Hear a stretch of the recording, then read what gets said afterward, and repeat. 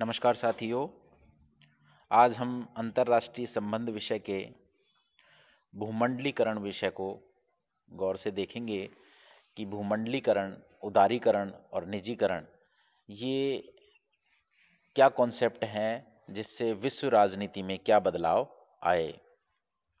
सबसे पहले हम भूमंडलीकरण को देखेंगे। भूमंडलीकरण वह प्रक्रिया है जिसके अंतर्गत आर्थिक गतिविधियों की कार्यकुशलता और उसे होने वाले लाभ की अधिकतम वृद्धि के लिए उस पर से सरकारी प्रतिबंध और नियंत्रण हटा दिए जाते हैं। मतलब जो भी आर्थिक गतिविधियां हो रही हैं उनको अधिक सुचारू रूप से चलाने के लिए जो सरकारी नियंत्रण और प्रतिबंध होते हैं उनमें थोड़ी ढील दे दी जाती है या हटा लिए जाते हैं। और उससे क्या होता है, विश्व के किसी भी हिस्से की आर्थिक गतिविधियों के साथ जोड़ने की छूट दे दी जाती है। यदि किसी वस्तु के उत्पादन के लिए कच्चा माल विश्व के एक कोने में हो और श्रम दूसरे कोने में हो तो आवश्यकता पड़ती है कि पूंजी और संयंत्र किसी तीसरे हिस्से में है तो विश्व बाजार के भिन्न भिन्न हिस्सों को में दूर दूर हो तो भूमंडलीकरण की नीति में इन सब से के उपयोग में संकोच नहीं किया जाता। मतलब किसी भी कार्य को करने के लिए सबसे पहले कच्चा माल चाहिए होता है, कच्चा माल, फिर दूसरा उस कच्चे माल को तैयार करने के लिए श्रम की आवश्यकता पड़ती है और तीसरी चीज उसको बनाने के लिए संयंत्रों की या मशीनों की आवश्यकता पड़ती है। तो ये तीन जब फैक्टर एक जगह मिलते हैं तब जाके कोई निर्माण हो पाता है। तो भूमंडलीकरण वह व्यवस्था है कि अगर विश्व के किसी एक हिस्से में श्रम मौजूद है, किसी दूसरे हिस्से में कच्चा माल मौजूद है तो उनमें ढील देकर आपसी तालमेल से वो प्रोडक्ट तैयार कर सकते हैं।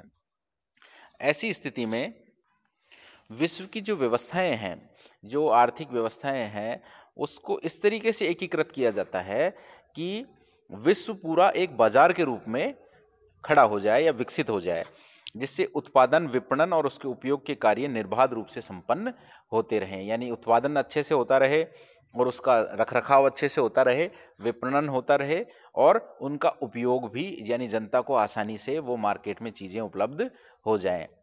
ये व्यवस्था भूमंडलीकरण कहलाती है, जिसके अंतर्गत आपको मोटे रूप से ध्यान रखना है कि जो भी आर्थिक गतिविधियां हैं उनको अधिक स्वतंत्रता देते हुए उन पर जो सरकारी प्रतिबंध और नियंत्रण है उनमें ढील दे दी जाती है। और जब वो ढील दे देते हैं तो वो अधिक कार्यकुशल बन जाते हैं।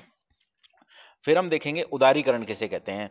उदारीकरण भी इसी का एक पार्ट मान सकते हैं आप, भूमंडलीकरण का ही, कि इसके अंदर क्या होता है, ये वह प्रक्रिया है जिसमें देश के शासन तंत्र द्वारा अपनाए जा रहे लाइसेंस, नियंत्रण, कोटा, प्रसंस्करण या प्रशुल्क आदि अवरोधों को कम कर दिया जाता है।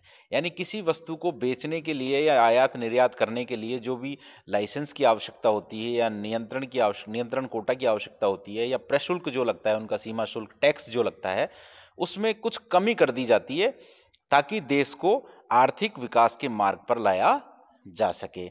यानी कि देश पूरी तरह आर्थिक रूप से संपन्न हो सके, इसके लिए जो सरकारी नियंत्रण होता है ना, प्रशुल्क वगैरह, उन सबको क्या कर दिया जाता है, थोड़ी उनमें ढील कर दी जाती है, ढील दे दी जाती है, जिससे क्या होता है, देश आर्थिक रूप से अधिक समृद्ध हो सके।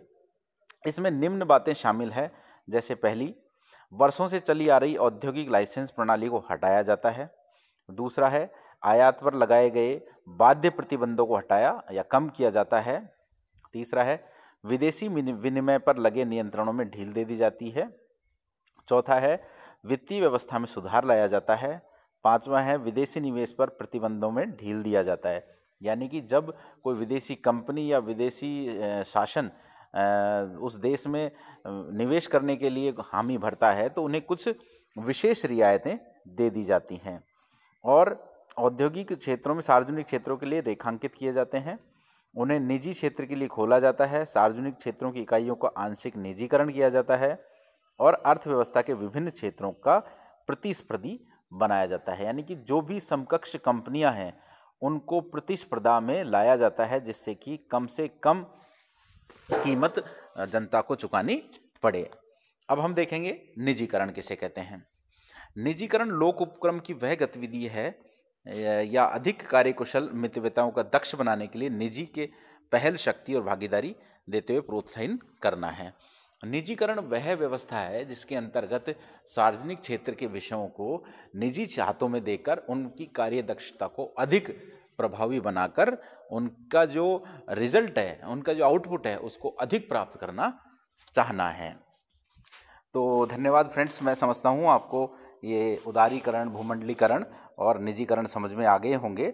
और किसी भी प्रकार की आपको प्रॉब्लम हो तो जब कॉलेज महाविद्यालय खुलेंगे अपने, तो आप मुझसे संपर्क कर सकते हैं।